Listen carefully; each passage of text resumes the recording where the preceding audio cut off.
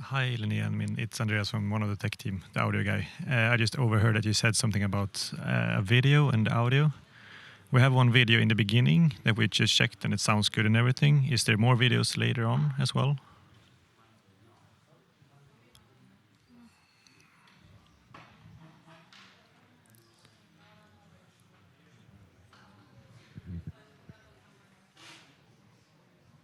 Hello?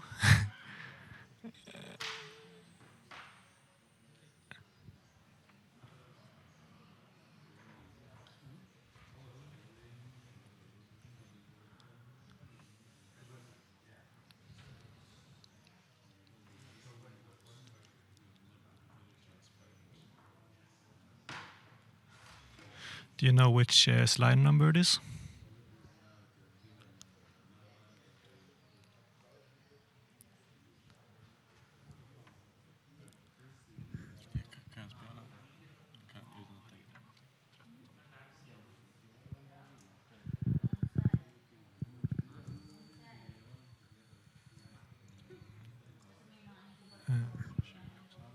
Doesn't seem to be a video on 13.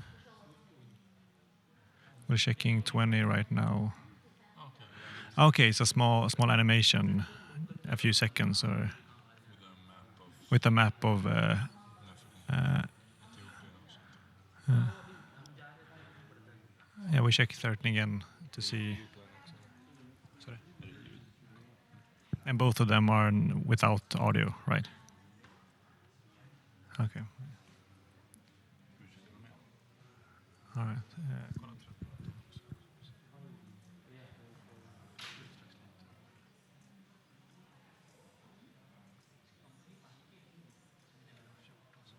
Jo, här är en film också. Men det var inte on-klick på den. Shit. Det är film, så jag ska bara kolla. Yeah,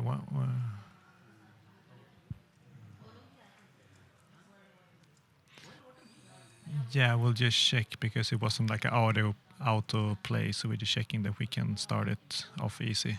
Because now we can see that it is a movie. I don't know, I can't, my eyesight is too bad to see how long the movie is, but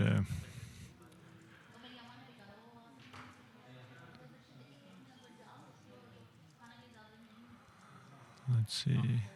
Okay, yeah, the cursor is moving and it's a map now again over the Semir. Yeah, but they're working to play and it's without audio, so it's everything seems to be okay, right?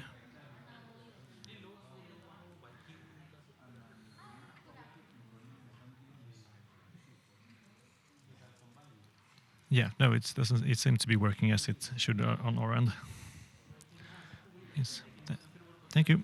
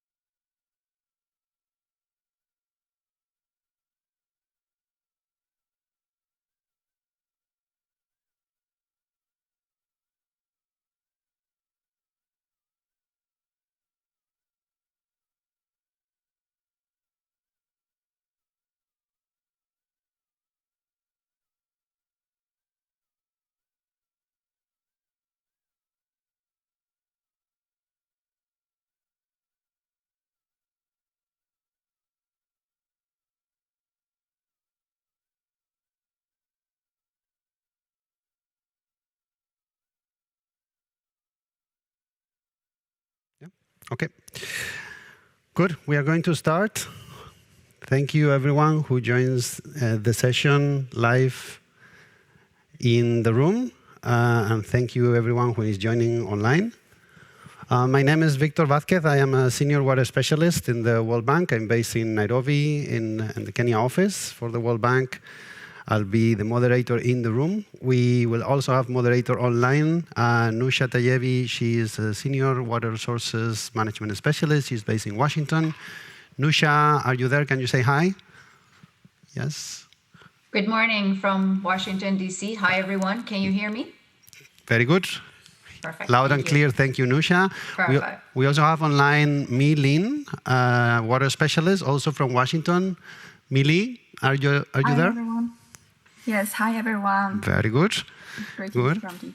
And in the room, we will have, if I can see the presentation again, we'll have colleagues from UNICEF, UNESCO, and UNDP, in concrete, Kitka Goyol, Judith Musilu, and Florence Tanui. I will properly introduce you later in the panel because you're members of the panel. So just a couple of minutes to introduce the session.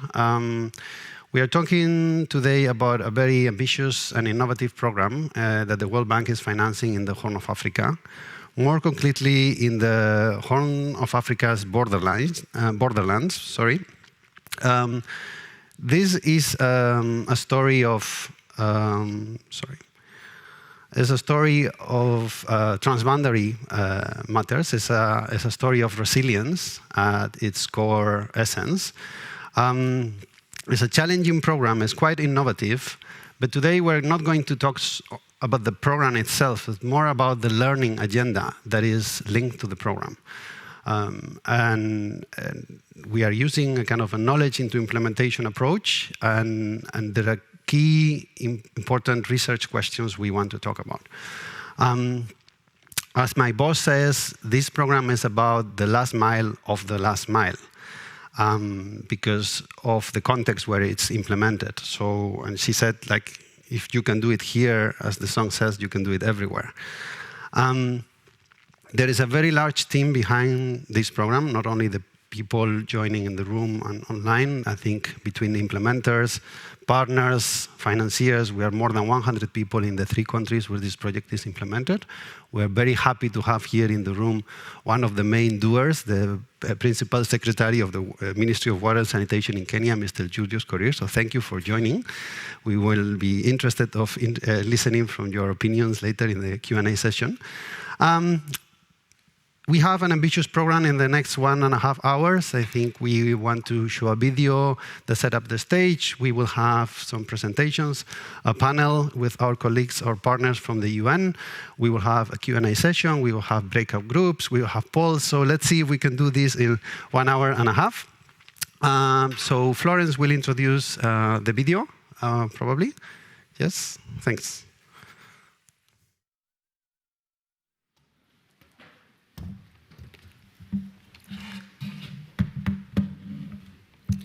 You can play the video now.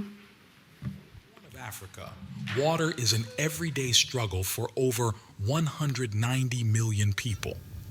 For the many pastoralist communities in these areas, this means walking huge distances, often crossing borders in search of water and grazing. These water challenges are intensifying due to climate change and regional instability.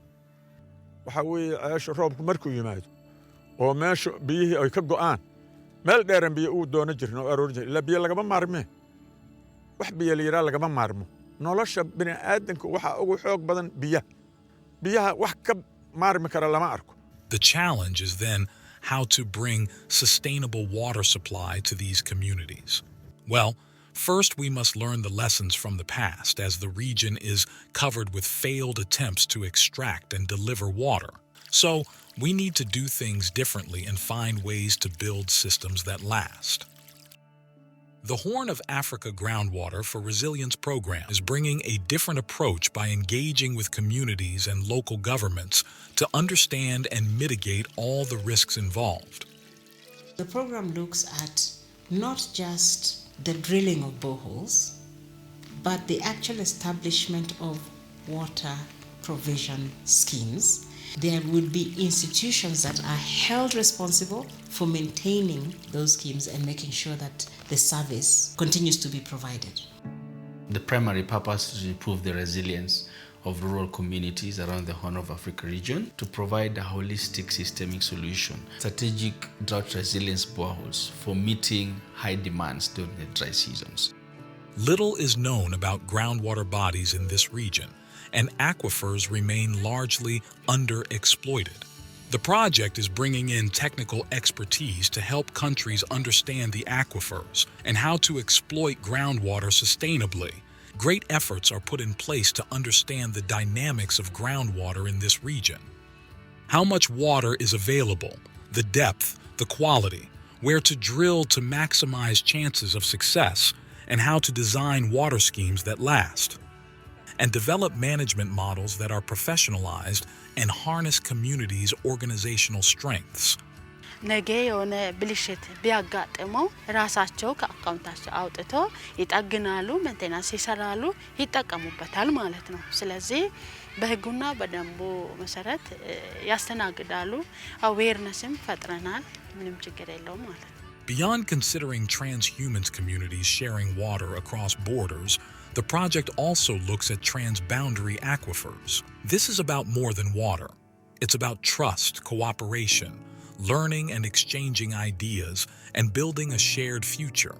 For example, around the Meriti Aquifer, which is one of the largest transboundary aquifers in the region, shared by Kenya and Somalia. So the project has supported, signing of a collaborative MOU on how the two governments can recognize the need, the strategic need to collaborate. This is the way to reach the last mile. With these sustainable water services, there is a chance to transform the Horn of Africa borderlands from scarcity and conflict to resilience and opportunity, improving the lives of millions of people. Yeah, so from this video, we can see the introduction into the Horn of Africa fragile context, and we can also realize there's issue to do with language barrier, even within the shared resources that we need to explore and develop at the end of the day. So right now, as we transition into the poll to look into some of the issues that are also, to give you a more insight into the Horn of Africa, we would also like to capture your understanding of this region, building as well on this video that has highlighted several issues and the expression from the stakeholders about also how this project has come into play. So I want you to scan this QR code, and as I ask the technical team I have just shared my slide, so that we can look at 3 questions. This will take 2 minutes of your time. Looking into the first question is, just seeking to understand what do you expect or what do you think groundwater management would possibly contribute to the climate adaptation? In one sentence, whatever comes into your mind, how do we link, this issue of groundwater management and climate adaptation?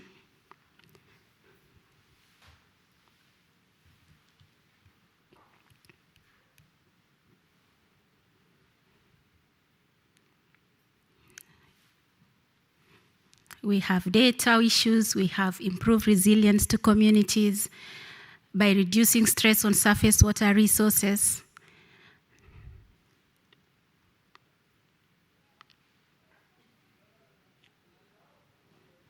Keep them coming.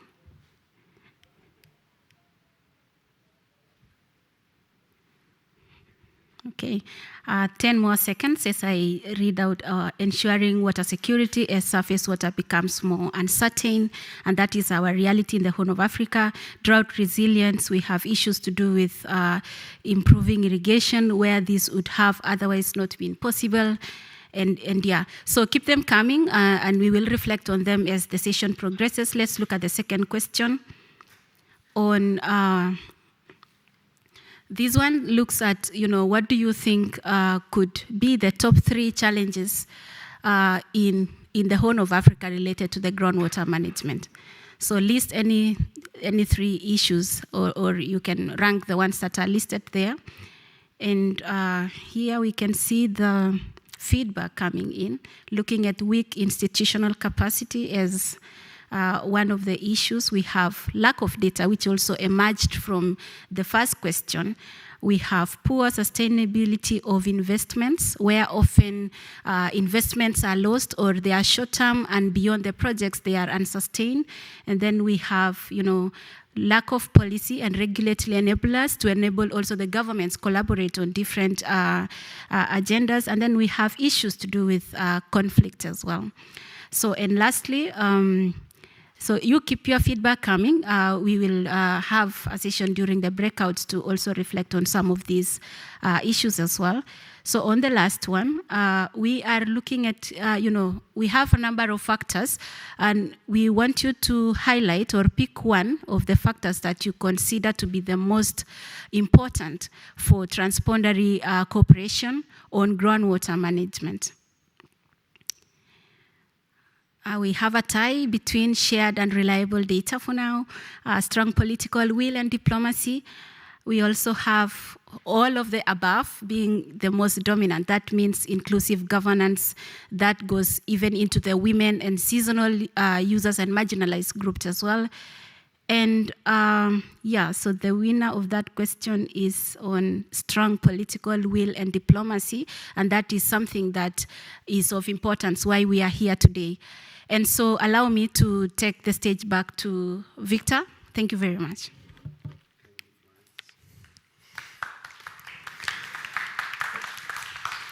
Thank you, Florence. Thanks so much. So this was to break the ice and really familiarize with some of the hot topics that we have to deal with to make this program a reality. And we will discuss later more with the panel and the breakout groups.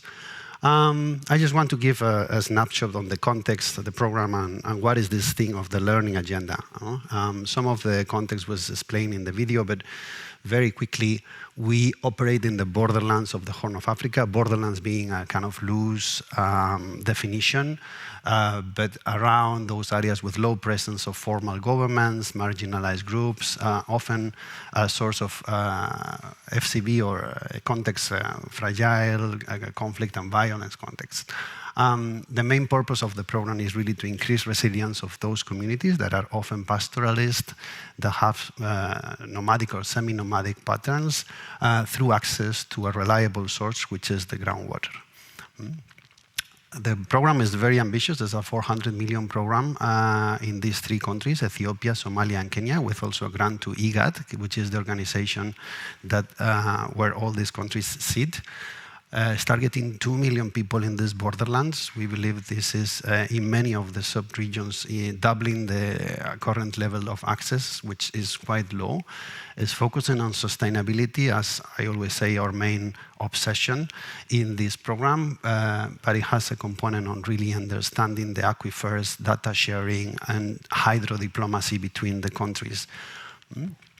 The context on the Horn of Africa in particularly is a context of more than 240 million people in the entire Horn, a context of very low precipitation, more arid towards the east, and then a context of high reliance already on groundwater.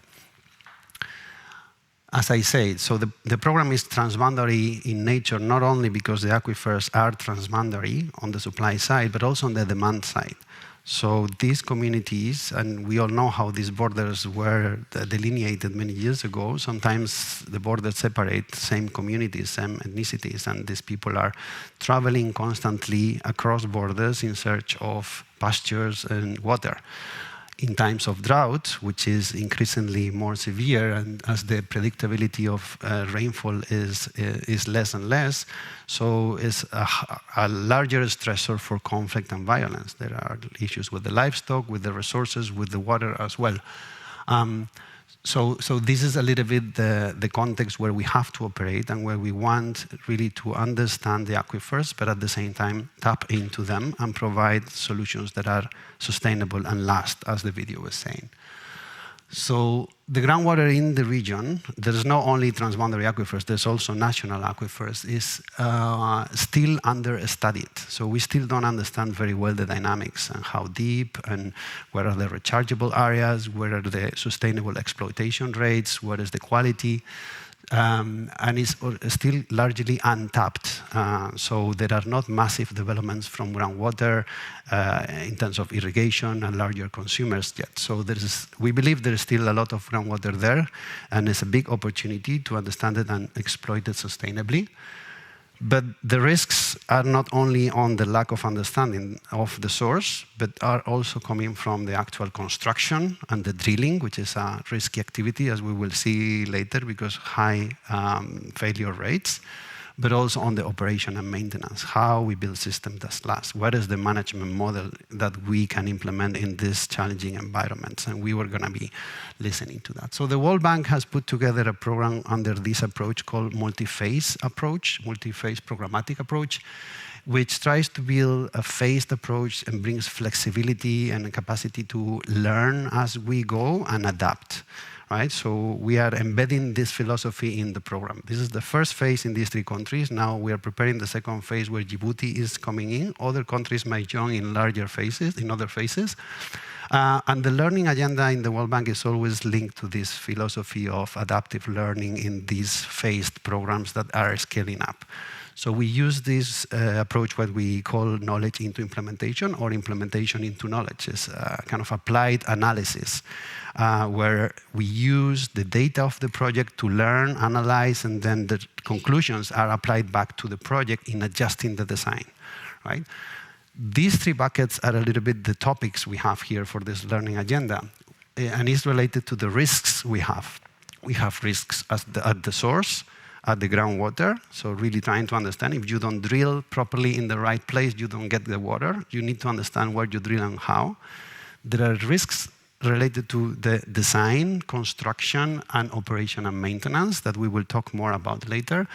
And then there's all this other sort of risk related to the FCV environment where we operate on the social side, and the importance on engaging communities in a particular manner with a big inclusion component, because as you can imagine, the gender issues are very strong in this context as well.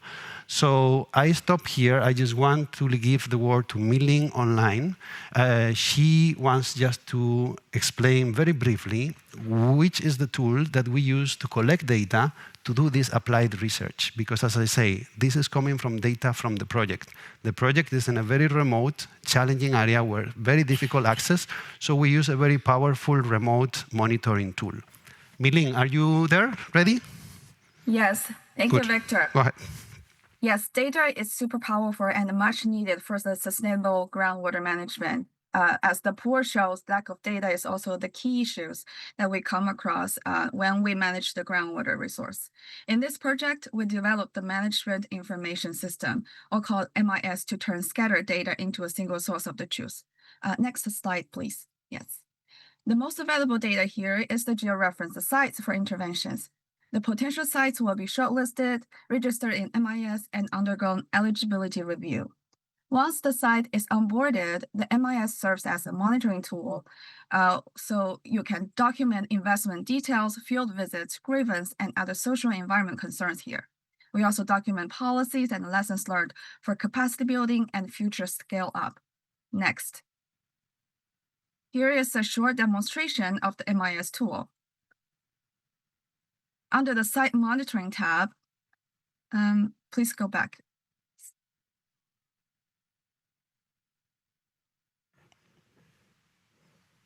You may want to click once to run the video.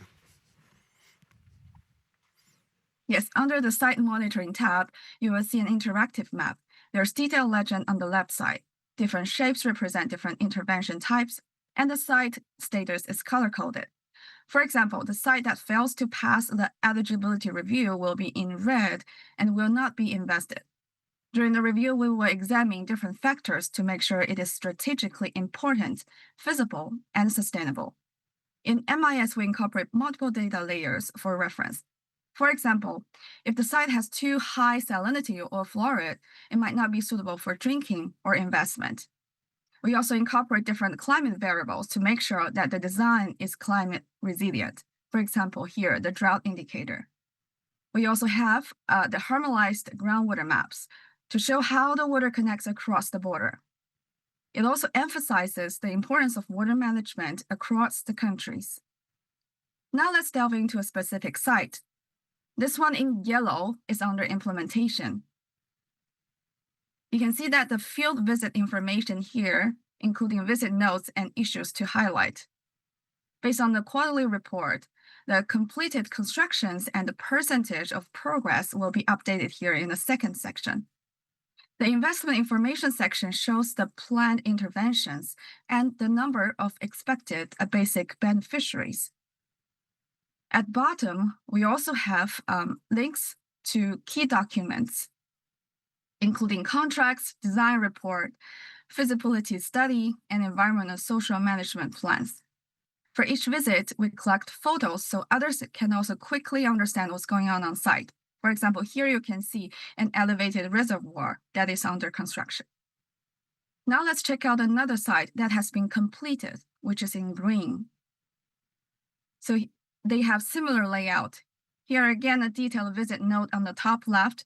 You can see that in addition to the World Bank, other partners like UN and third-party monitoring agent will also visit the sites and take notes. Given this is a completed site reaching operational and maintenance stage, the physical progress of this site is 99%, and the financial progress is 96%. The intervention for this site is to construct the rural water supply scheme. You can see relevant pictures of the constructions on the top right, including pumps, pipes, reservoirs, and so on. With these interventions, this site is expected to serve around 12,000 beneficiaries. You can also find other environment social documents here, including grievance.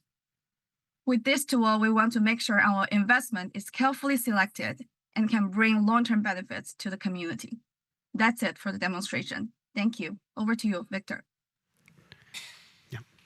Thank you, Milin. Thank you very much for the presentation. The importance of the tool is vital for the work with remote monitoring is essential to capture the data and do the research that we are going to talk about now.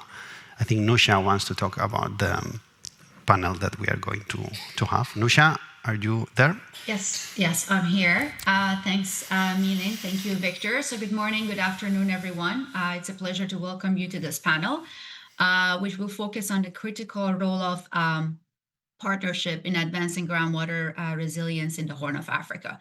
So as it was highlighted by Victor earlier and also shown by Milin, the groundwater doesn't follow political boundaries. It's managing it requires trust, cooperation, and the ability to work across borders, but also across institutions.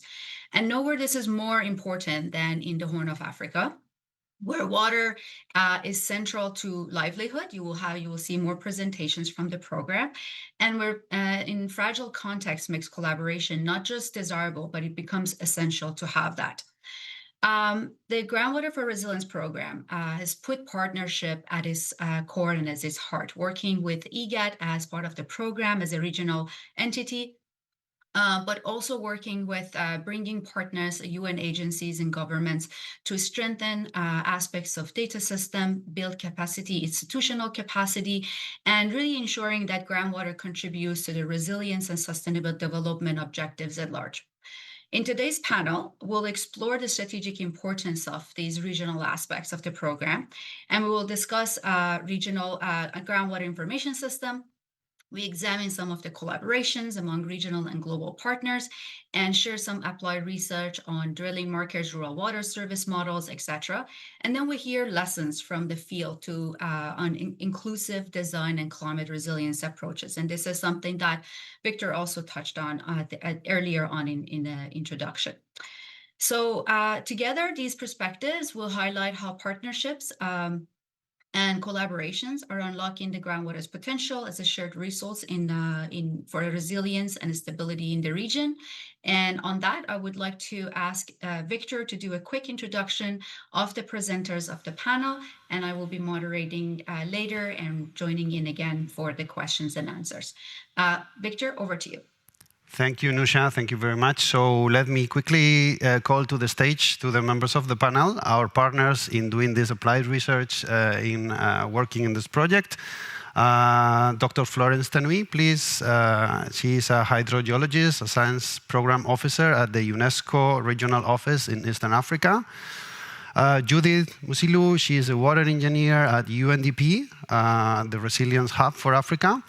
And Kit Kagoyol, he is a water environmental engineer. He is the regional WASH advisor for UNICEF Eastern and Southern Africa region. Thank you very much for joining the panel. They will do a little presentation on the part of the research or the analysis that they are doing for the project, and then we will have an open space for questions and answers. So, sorry, and I forgot our online panelist member, who is Ibrahim, Dr. Ibrahim Mohammed. He's a hydrogeologist and coordinator of the IGAD Water Unit. He leads the Horn of Africa Groundwater for Resilience program and the IGAD grant that we mentioned before on strengthening cooperation and resilience through sustainable access to groundwater. Ibrahim, are you there? Yes, thank you very much, Victor. I hear you well. Very good. So you are the first. So go ahead, please. Thank you very much. Thank you, colleague. Can I have the presentation, or should I just present myself? Yeah, thank you. Thank you very much. So, I will pass the slides for you, Ibrahim. So go ahead. Excellent. You tell me next, and I do. Thank you very much, colleague. So good afternoon, all of you. My name is Ibrahim, as Victor says. I am hydrogeologist by formation and a coordinator of the IGAD Water Unit. So I will briefly today share how IGAD, is advancing groundwater for resilience program through data, study, and cooperation. As you can see in my slide, IGAD Water Unit has focused on strengthening regional knowledge and cooperation around groundwater. We began, with the Merti Aquifer in the previous, work and so on. And now, most importantly in this project, what we are doing is actually building, first of all, the basis for knowledge, which is, obviously, building database with knowledge that we can possess and that we can gather and so on. Under this project, so, we have developed this system, groundwater information system, a regional database, integrating data for more than, 45,000 wells from springs and so on, so far, open source data, enriched with climate and remote sensing input from, our IGAD institution, which is, ICPAC. The idea is actually to build in one place, one regional platform, where our member state from 7 countries can come and collect information and data. So it's not only data, but it has also advanced tools like we are building in it some real-time historical groundwater data and with visualizing and informed decision making.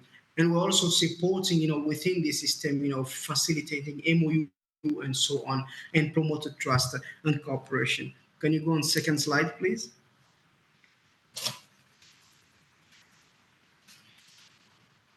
So we have built, this thanks to our colleague from World Bank with our member state. Most important thing that we have done before beginning all of this, work is actually by building, focal group among the member states, to have a full inclusion of member states in transboundary aquifer studies. We have now a functional focal group from the 3 countries so far, Ethiopia, Kenya, and Somalia. And within this focal group, we are working together on something very unique that we have built in this region, meaning, the regional agenda is built with the member state. And we are discussing every step that we are doing with our member state.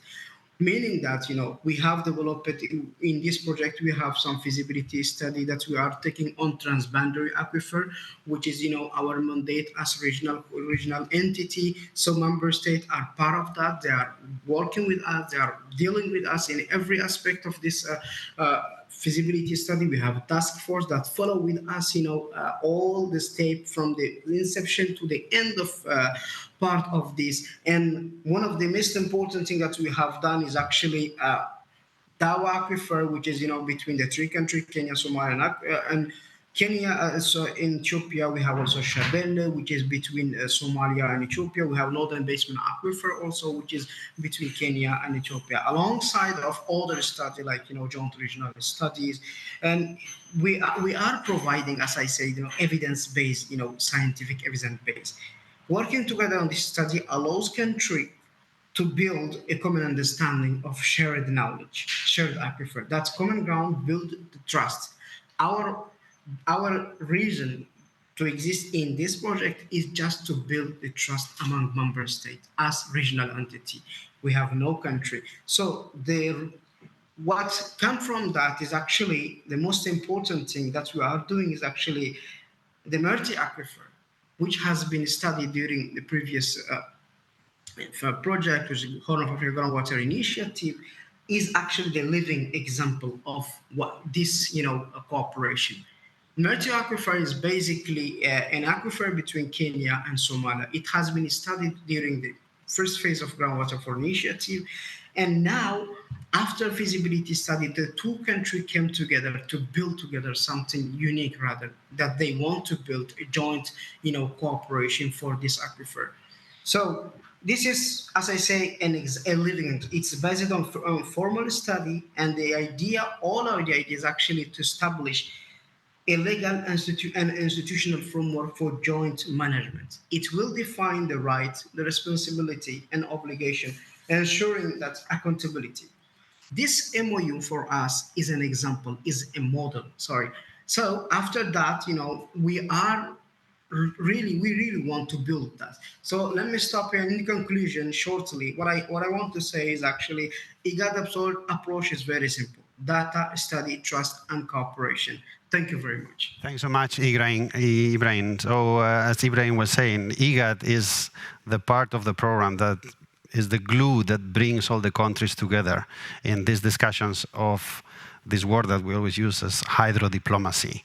That you can understand that because of the nature of the program, groundwater could be very sensitive at both national, regional, local, and community level. So IGAD is doing an excellent job in bringing the data, in doing this arbitrary work of sitting around the table with everyone and foster the dialogue. So thanks so much, Ibrahim. Florence, all yours. Thank you very much, Victor, and Ibrahim for sharing more insights into what we are doing in the Horn of Africa.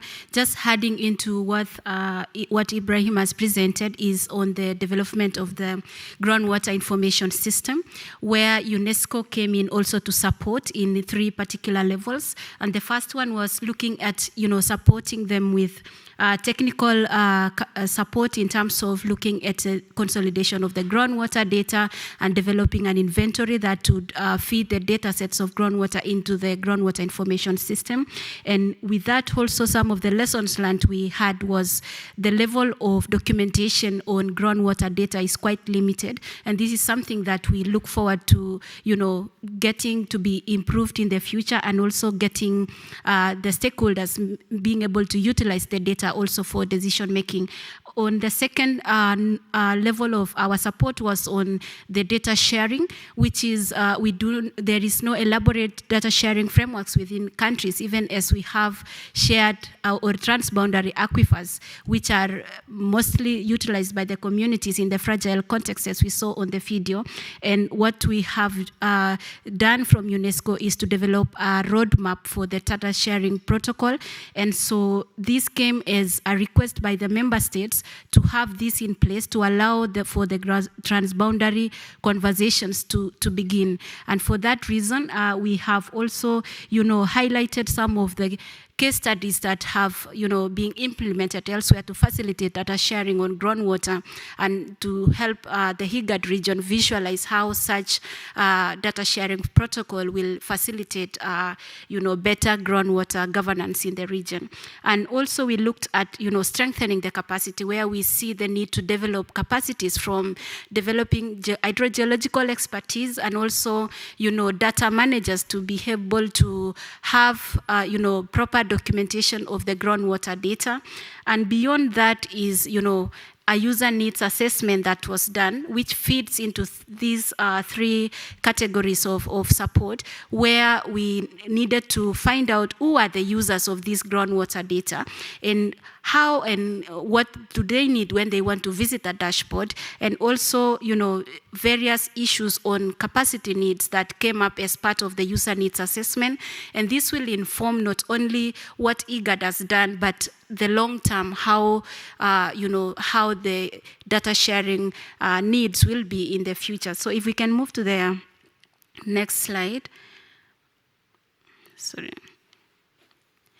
This just basically shows, all in a snapshot, all the activities that we are implementing, and I know we are going to discuss much of this as we go further into this meeting. But I want to highlight on the issue of the data is the data quality assessment, where we have also developed, standardized templates that can allow for documentation of the data when it is captured in the field, and also later on when they are onboarded into these databases that allow for interoperability.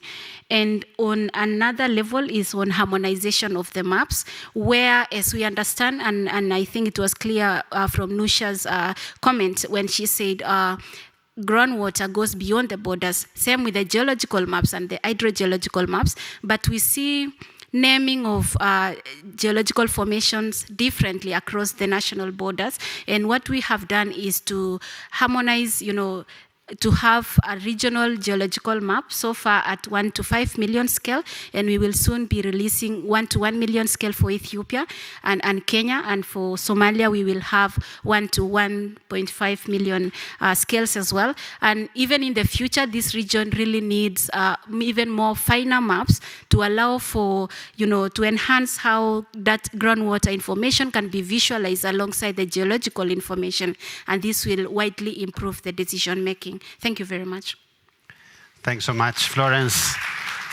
So up to now, IGAD presentation and Florence presentation talk about the first bucket that you saw before, the uncertainties on the resource. If we don't understand the resource, we don't know where to drill, we have a higher risk for failure for developing the service later. So now we're going to move at the design stage and really understanding what are the failures usually in this region and how we can really overcome them through the program. Please, Judith. Thank you. Thank you so much, Victor. I'm speaking on behalf of UNDP, and I'll just quickly start with the lessons that we have learned from the field. UNDP is supporting this program basically by visiting the field. We are the eyes on the ground, as Victor calls us. So what we are doing is going to the remote areas of the Horn of Africa, collecting data and understanding why the rural water schemes are not successful in most cases for the long term. So why are they failing? And that's what we are doing as UNDP, and we are also supporting technically the project implementation units. These are the counties and the government institutions that are in the program, as well as coordinating the other 2 UN partners within the program. So I'll just move to the next slide. Yeah, so the UNDP World Bank partnership is in its second phase. The first phase, we focused on a desk study. In this desk study, we were able to identify reasons for failure, and electromechanical breakdowns emerged as the main reasons for failure for rural water supply schemes within the Horn of Africa. And now that we're in the second phase, we've visited the sites and we were able to find out several reasons, other reasons why these schemes are failing. And today I'll just speak about 4 main ones because of time. And we'll start with borehole siting, which has come out to be one reason that these schemes are failing. We've seen boreholes that are located in flood risk zones, and when the floods come, the borehole is completely damaged, the pump houses are flooded, and therefore the scheme stops working. And when the rains are gone, after the rains are gone and we are back again to the drought season, the scheme is completely broken down. So what we are doing differently in the program, we are ensuring that we have site eligibility checks are being done.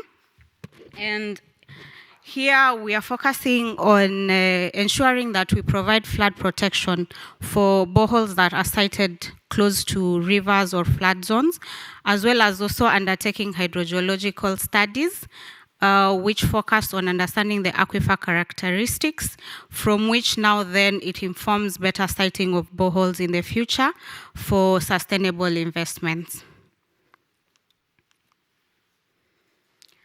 Another reason that has come out is insufficient community engagement. We have come across several reasons, several schemes where you find that we have cattle troughs that are located far away from the grazing zones, or even water kiosks that are located far from their households, and the women feel insecure to go and fetch water from them.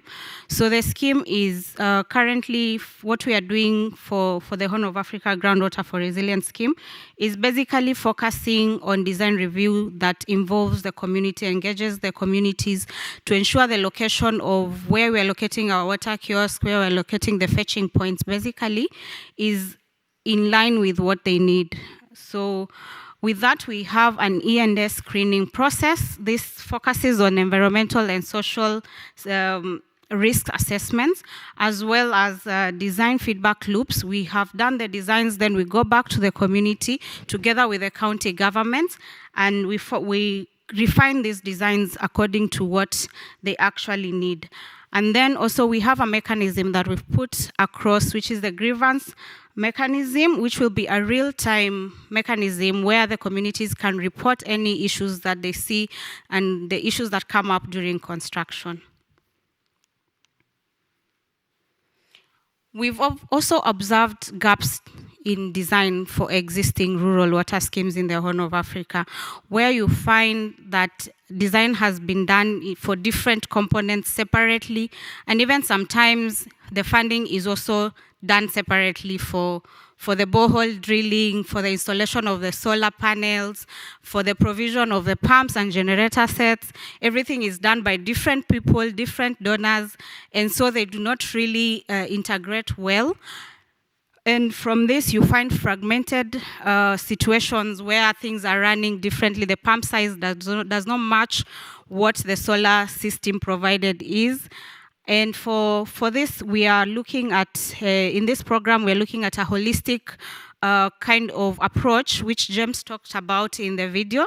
And with this, we are looking at ensuring that quality is done. If the yield matches the demand, the pump matches the yield and the demand, and everything is interconnected to ensure success and long-term service of our schemes. Finally, and my colleague Kitka from UNICEF will speak more about it, its operation and maintenance is a major issue for our rural water schemes in the Horn of Africa. What we are doing, I think for me, I'll just point out on what we are doing, and then Kitka, from his study, he'll go deeper into what is not working.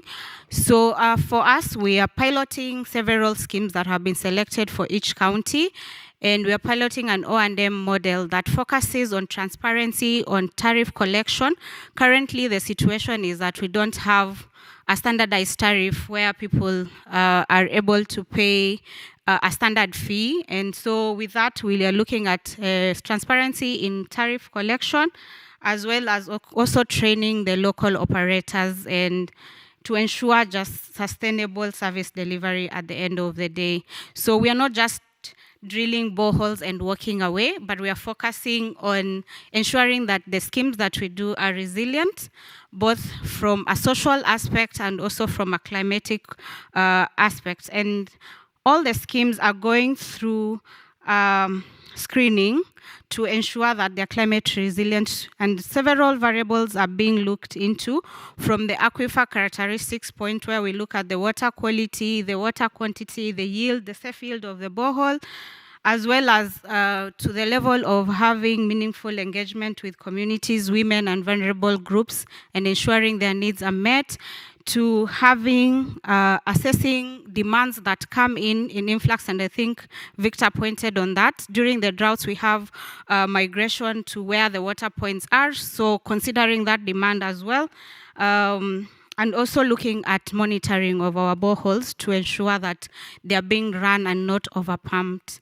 So with that, I think I'll just conclude by saying through planning, through the whole cycle of planning, preparation and design to service delivery, operation and O&M, we are involving the stakeholders at all levels, from the community to the county level to the national level. Thank you so much. Thanks so much, Judith. So this is all about how we break this vicious cycle of design, build, operate for a little while, disrepair, and rehabilitate. Right? When we receive all these requests to rehabilitate, we sometimes see a long list of spare parts. We are not going to finance that because we are still feeding the cycle. So we really need to look at how things were designed in the first place and do it differently from the beginning. And now we are going to listen from Kitka in UNICEF, who has helped us a lot on looking at the construction aspects, which is, again, a high-risk activity in terms of probabilities of failure, and the operation and maintenance. Kitka, please. Sorry. Thank you, Victor, and good afternoon, colleagues. It's really a pleasure to be able to be part of this program, and thanks to the World Bank team for the partnership. As we had seen from the beginning, this is critical for the delivery of complex programs like this, especially in the Horn of Africa, where, as we have seen, there is huge fragility.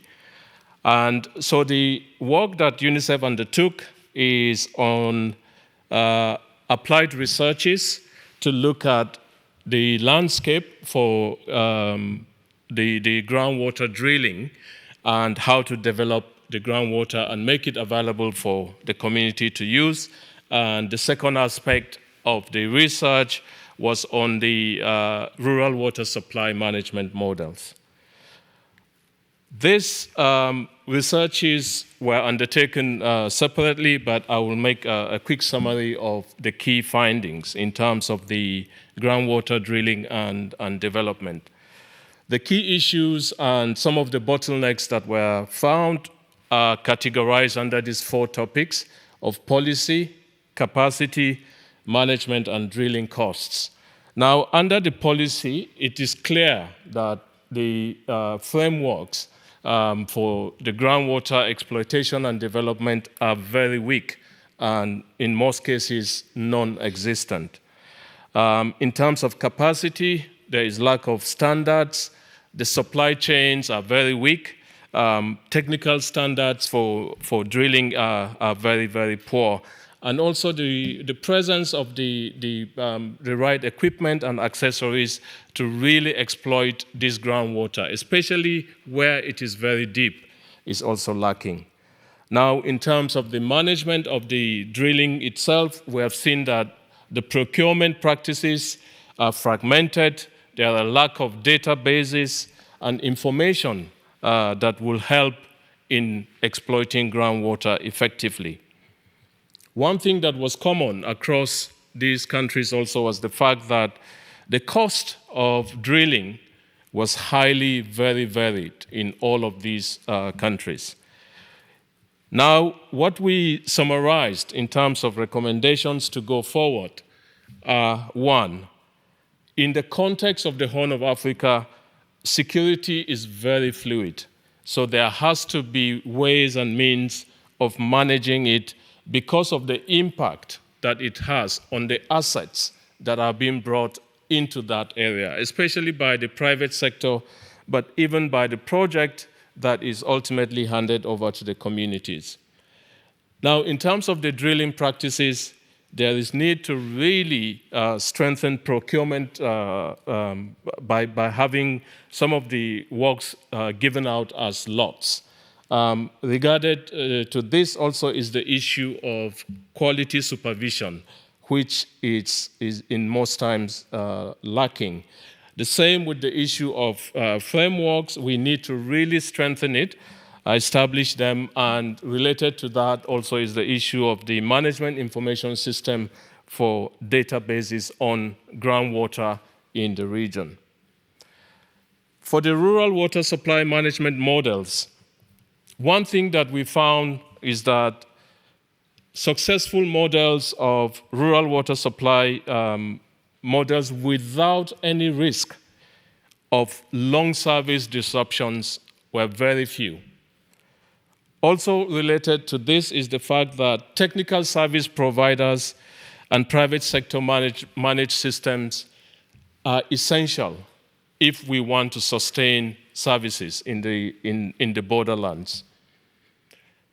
The tariff regimes for paying for water in all of the cases were well below levels that would be able to sustain operation and maintenance. Now, some of the recommendations that we have are, as you can see on the slide, but certainly what we want to highlight is the need to have performance evaluations that are related to the metrics of uptime, how to keep the system going. We also want to make sure that technical service providers for rural water supply services are essential if we want to sustain the service.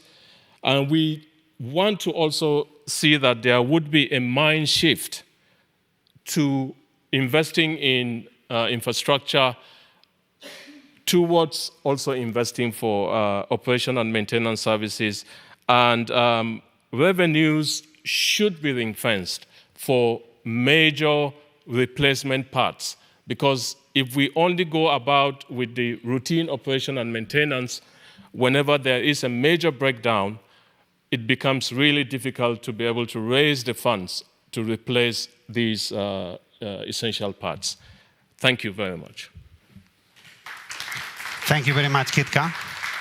Please go ahead to the panel seat because we're going to have a Q&A, but just to complement, I think, excellent the work that our partners are doing, because what we do at the financing stage is to incorporate all these lessons in the execution of the program, in the procurement documents, in the clauses, in the technical specifications, in the dialogue with our clients to agree that some things need to be differently.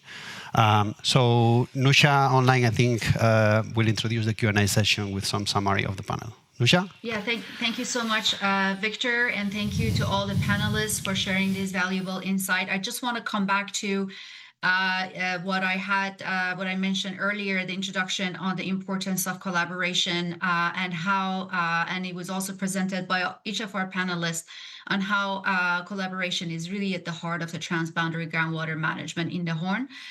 Dr. Ibrahim from IGAD emphasized the strategic role of the groundwater information system and importance of regional integration initiatives and other activities, but also really focusing on the fact that groundwater information system is not about just sharing data.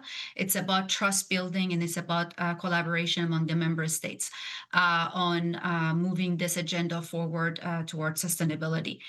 Florence from UNESCO highlighted the value of institutional partnership in strengthening knowledge and data system with a big emphasis on data sharing again among member states and sustainability long term.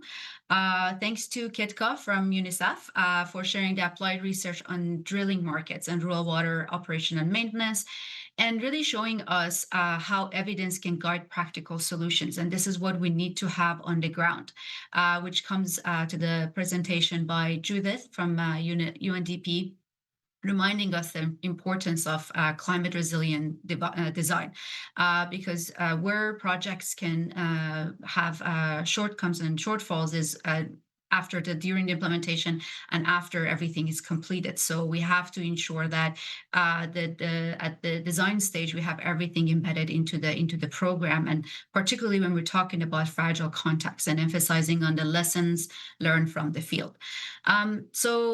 Together these perspectives really underline effective groundwater transboundary groundwater management, which requires institution, data, and most importantly people working together. And I think I hope I have summarized the presentations. With that, I'd like to open the floor for questions. We have time for about 3 to 5 questions. So I really encourage you in the room to keep it brief and direct so that we can hear from as many of you as possible. And I would ask Victor to please help with the room, with the audience, and we will take notes. Thank you, Nucha. Thanks so much. So what we do is to have parallel Q&A session. We have one here, and there is another one online, and then Nucha can come later with a summary of what was being discussed online. So let's open the floor.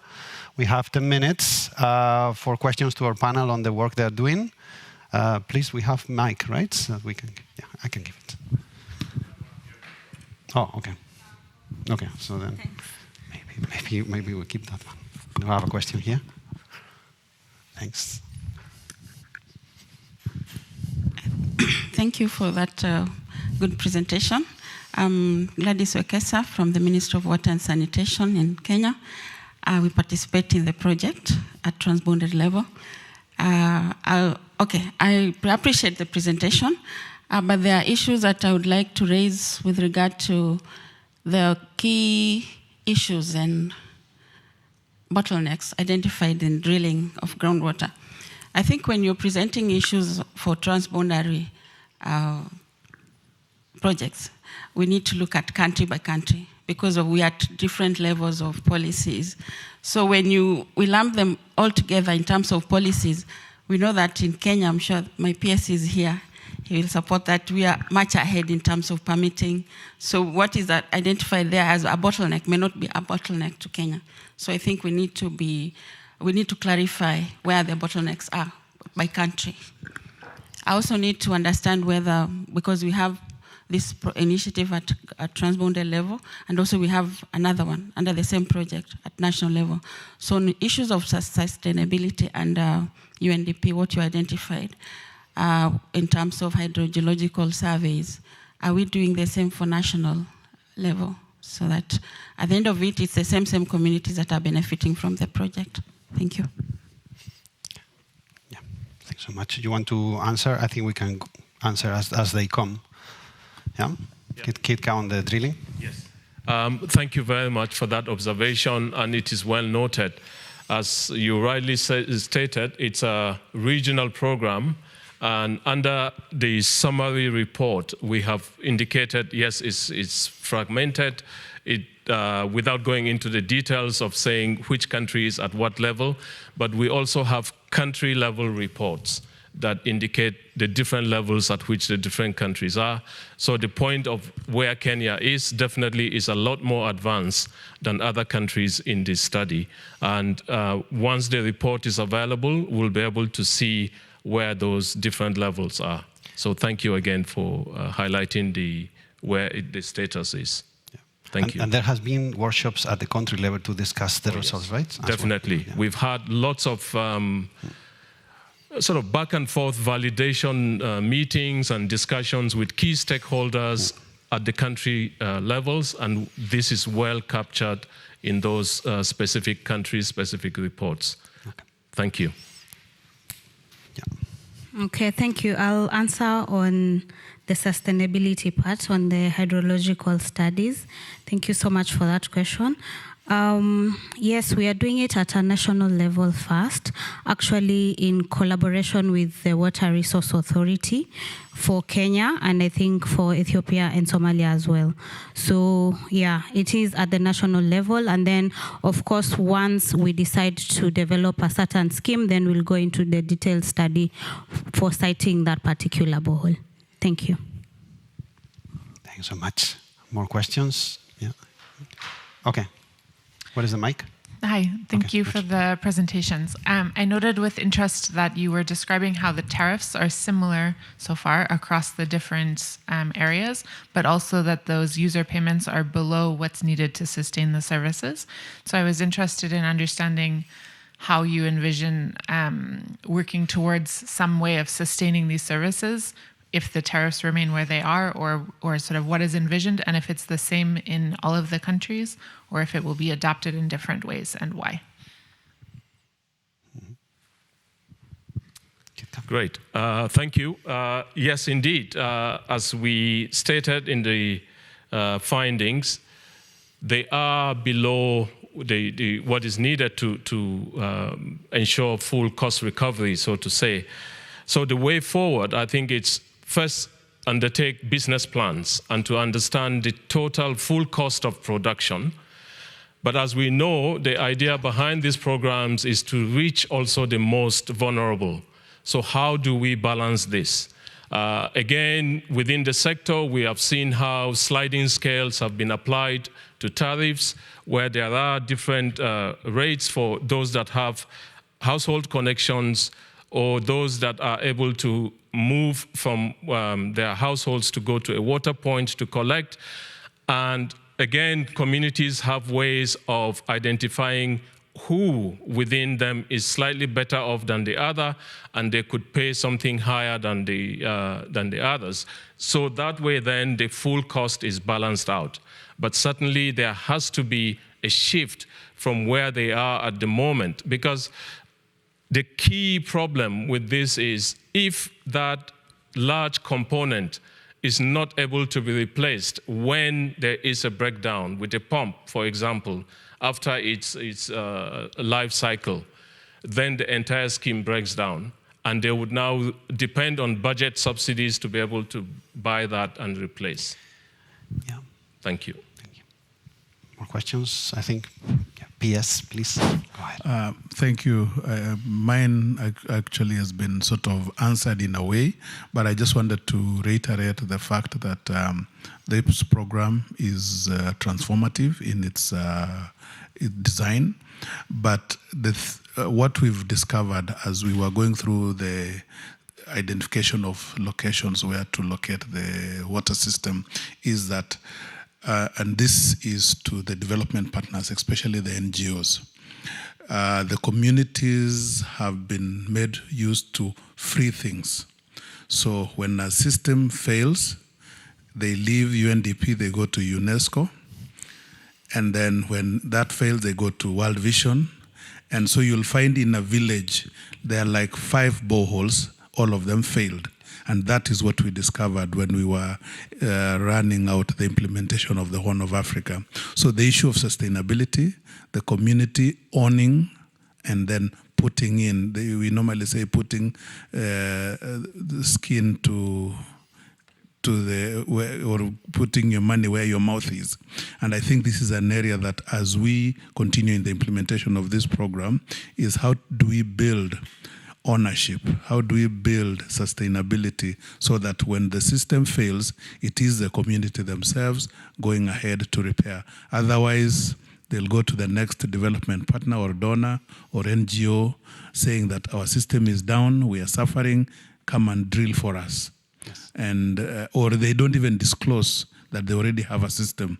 So it is very nice at times just to go asking. So I think maybe as we move, maybe that is an area that I would want us to look at. Thank you. Yeah. Thank you, PS. I mean, you have captured very well the challenges we face, how we are addressing them. Last question, because we have to move on. Yes. Yeah, sorry. Thanks. Mandy with Water Mission, and maybe building on your comment there, which I totally agree with. We have built about 2,000 solar-powered water systems around the world, including in this region, and evaluated others. And when we see the failure reasons, we go back to the borehole construction. And so what can we do about design standards, quality standards, and procurement that could be some of the bottlenecks that are causing this very root cause problem about borehole construction and right sizing of equipment? You want to get? Right. I can compliment again. I can compliment as well. Yes, thank you. As you rightly stated, I think the source, if we don't get it right, everything else is going to be faulty. And there are so many components to it. It goes from the siting to the drilling, the design of the well, and then the completion. And from this, I have an example of an experience we had in Somalia, where the borehole after siting, they just said it's going to be 30% screens and 70% blank casing. And so the contractor bought all of those items and brought it to site. They drilled the well, and the area where the aquifer was not able to now absorb all of those screens, but they needed to use all they had. So they went ahead and installed screens, even in areas where there was no water coming in. Yeah. How do we envisage this well to perform down the road? Now, the other thing came during pump testing. We know the need to do very detailed pump testing to determine the safe yield of the well. And by that, you know where the dynamic water level is, the static water level, the pump capacity, and all of those things. Now, they do just one discharge, a continuous pumping test for 5 hours. They pick their equipment and say, oh, there's enough water in this well, and off they go. Now, they installed the pump at a certain depth. After pumping for more than 5 hours, water level went below, and it was like, oh, the well is dry. But actually, if only they had taken time to do a detailed pump test, determine the safe yield, and install the pump at the correct depth, that well would have functioned in a very, very sustained manner. So these are the issues. And so we need to really just make sure we meet those minimum standards for drilling boreholes, and that they are able to now serve their purpose. Thank you so much, Kitka. So we run out of time for the Q&A. I think we can do informally more later as there's more interest. We can take kind of an interaction in a different format, but before online, Nusha, do you want to summarize a little bit any question that came in the chat before we move to the final part of the session? Thank you, Victor. We had a couple of questions, and we will have the online discussion in parallel to your breakout session. So we will have a similar one online for colleagues who are connected online. And I'm just going through the questions now. There are some very interesting questions about building trust, access to open data, and where do we really stop, the data sharing and building that trust. We will discuss those in our breakout session since we're out of time, and we will summarize that. I will summarize that after your breakout. Yeah, thank you, Nusha. So we go to the last part of the session. If I can have, yes. So we will do breakout groups, both in parallel in the room and online. So we will divide the room in 3 parts, and you can join any of the groups as your interest fits better. And this is a little bit related to this kind of analysis or research questions we are undertaking in the program to apply it in the implementation. The first is related to the concept of regional integration, the work that IGAT is doing on the data sharing, on the MOUs, on the hydro diplomacy. And there will be specific leading questions by the chair of the group, which is going to be Florence. The second one is about the whole item of sustainability and resilience and all the topics we have been discussing on resilient designs and resilient construction, operation and maintenance issues. And this will be led by Judith. And the third group is going to be led by Kitka and is related to all the community engagement dimensions, the social dimensions in an FCV environment, including inclusion and gender. So let's do group number 1 in my left, your right, group number 2 in the center, and group number 3 in my right, your left. And online, feel free to discuss these questions in the chat, and Nusha will help us summarize. And I think we have 20 minutes, I think a bit less because we are already with some delay. We will then have one reporter by group to just give us a key insight. Let's maybe try to focus on like 1, maximum 2 key messages per group. We put it in common, and then we wrap up the session. Thank you very much.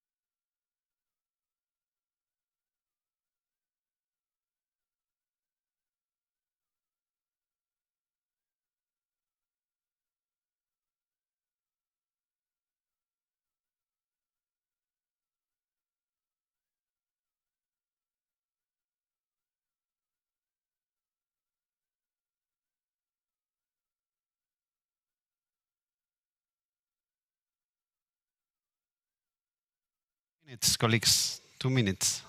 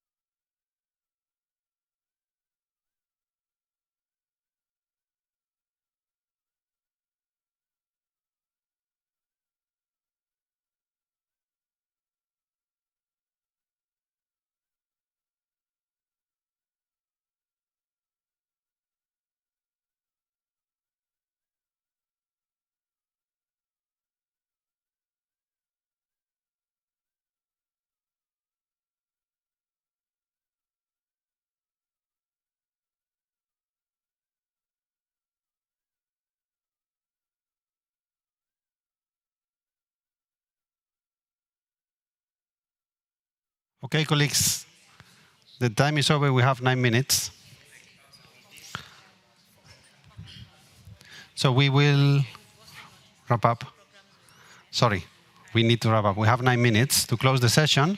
So which group want to start? Which group is ready? Okay, group 3. Let's start with group number 3. Just give us one key thought. The reason why we're doing this is because of this open philosophy of this program. We need to capture ideas because the program is open to adjustment and flexibility. So that's why we're doing this. So just one strong idea from group number 3. Colleagues, please.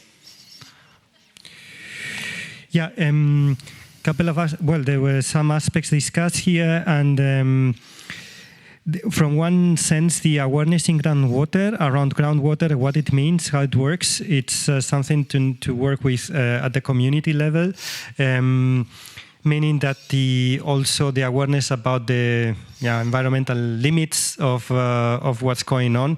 We then discussed that there are not so many simulation games and for groundwater. There are many for surface water that you can work with communities and make it understand, but not so easy or not so many for groundwater.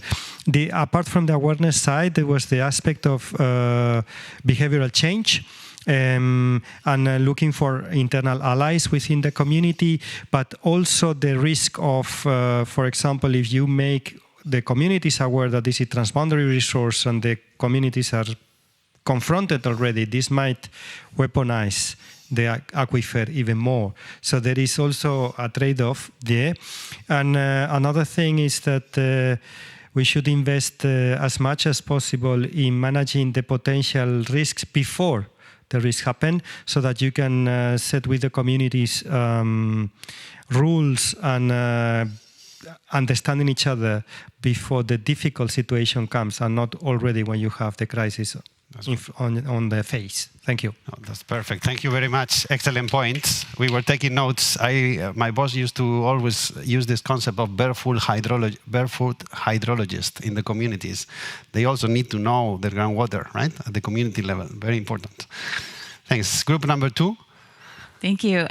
We talked about O&M, and we brought up some interesting points. We gave some examples of some really good training programs that are happening, and yet in the long term, they don't work out. And so just that need to kind of have continuous training and not just a one-off training, even if it's comprehensive.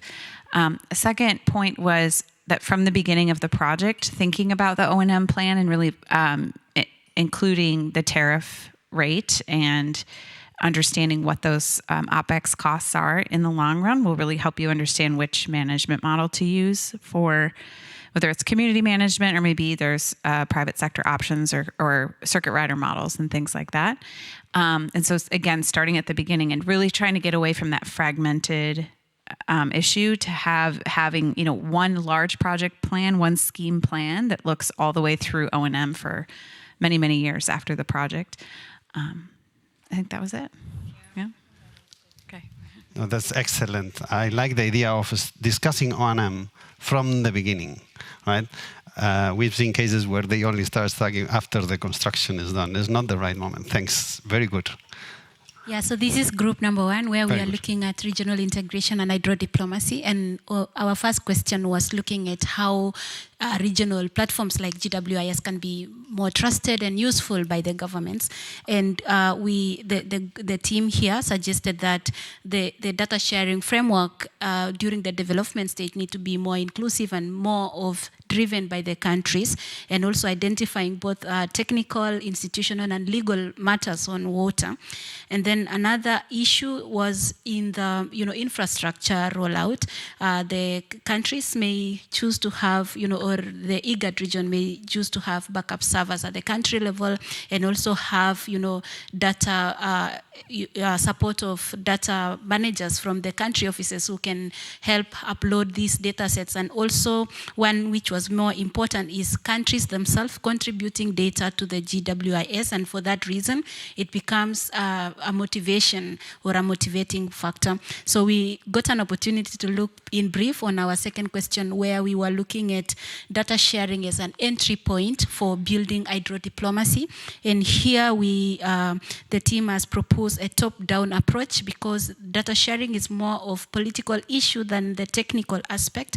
And for that, the motivating factor that has been supported, and our colleague here has given an example of what happened in their region, was having the issue of regional stability as a motivating factor for building trust. So the moment upstream country is interested in the stability of the neighboring country, that way the trust is automatically built and may allow for data sharing and also more coordinated approach towards groundwater governance. Thank you very much. Excellent, Florence. Very good points. I like this idea of the demand-driven. Sometimes we build the systems, transboundary database, we ask everyone to put data, but then for what?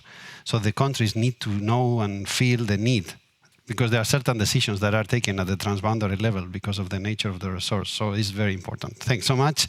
I'm going to reach online, because there was also a discussion apparently very rich in the chat.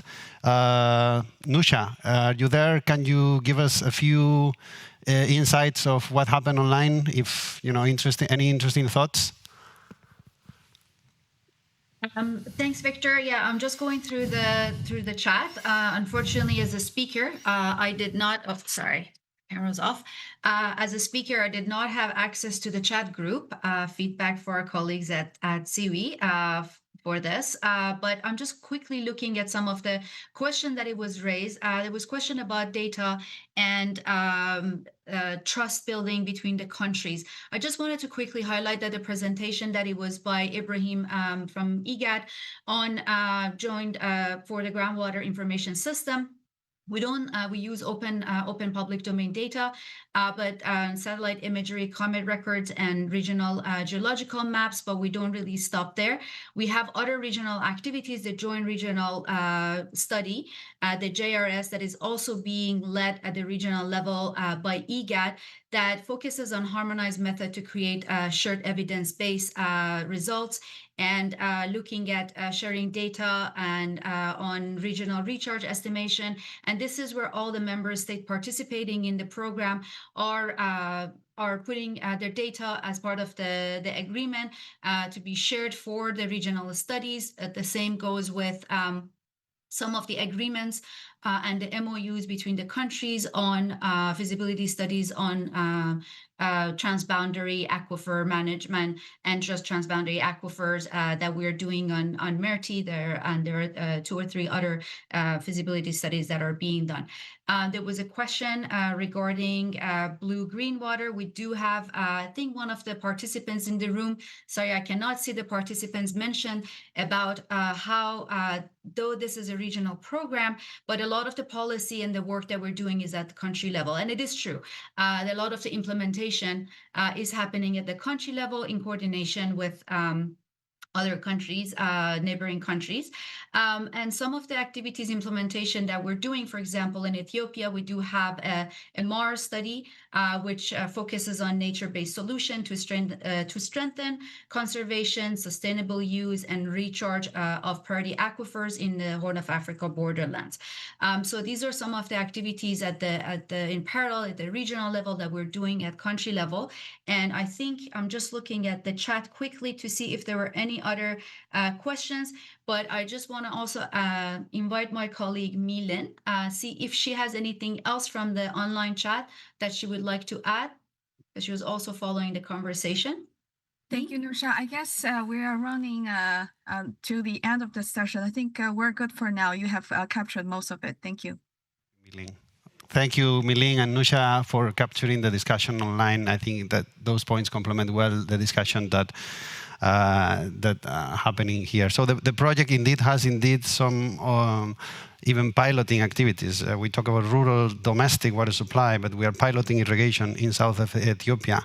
We haven't discussed, and it's a whole discussion on how introducing irrigation in a pastoralist community that has been suffered the consequences, hard consequences of a drought with more than 3.5 million livestock dead in the last drought, are really going to diversify their livelihoods through access to groundwater and introducing irrigation. There's a whole new social dimensions there that deserves a lot of discussion, and where we're putting a lot of thinking and research with our associate colleagues.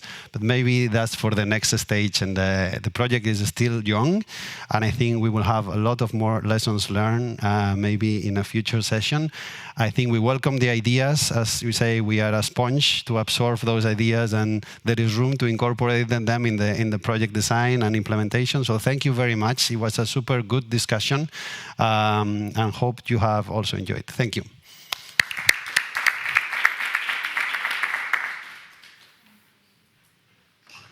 Thank you very much.